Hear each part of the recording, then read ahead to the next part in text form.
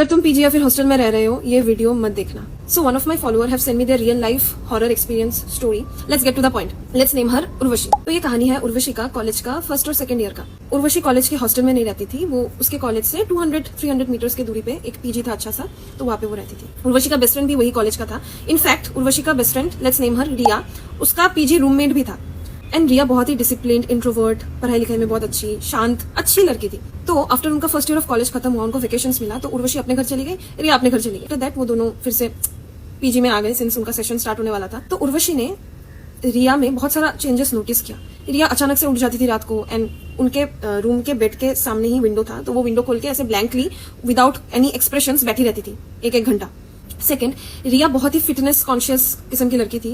And अभी जब से वेकेशंस के बाद वो आई है घर से, वो 2-3 लोगों का खाना एक साथ खा जाती थी, एज इफ मतलब बहुत भूख लगा उसको अचानक से। 17 जुलाई 2023 के रात को ऐसा कुछ हुआ जिसके वजह से उर्वशी को रातों ही रात वो पीजी छोड़ना पड़ा। वो रात रिया बिना कुछ खाए सो गई, एंड उर्वशी रात के 1:20 तक पढ़ रही थी, क्योंकि उर्वशी का नेक्स्ट डे ही कुछ तो एडिशनल सब्जेक्ट का एग्जाम था। तो उर्वशी रात के 2 बजे अराउंड उसका पढ़ाई सब खत्म हो जाता है, वो अपना बिस्तर साफ करती है, सब बुक्स समेट के अच्छे से रखती है, एंड फिर स्किन केयर करने वॉशरूम जाती है। वो वॉशरूम से बाहर निकलती है, वो देखती है कि रिया जगी हुई है, अभी जो अभी सो रही थी वो जाग गई, एंड ऐसे नीज को फोल्ड करके वो वॉल की तरफ ऐसे घूम के बेड में ऑपोजिट डायरेक्शन में ऐसे बैठी हुई है, वो कुछ बरबर किए जा रही है।